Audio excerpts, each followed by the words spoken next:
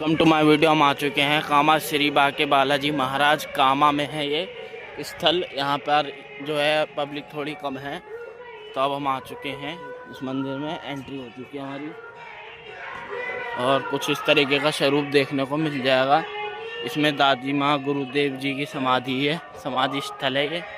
बाकी पूरा मंदिर बाहर से इस तरीके से ऑल ओवर। अभी आरती चल रही है, तो भाई अब हम जा रहे हैं अंदर और आपको पूरा अंदर का पोर्शन दिखाएंगे।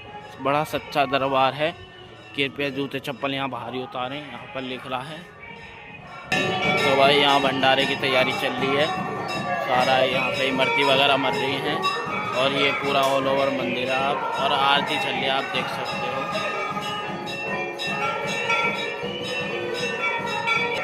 तो आपको मिलता है नेक्स्ट व्लॉग में। ओके।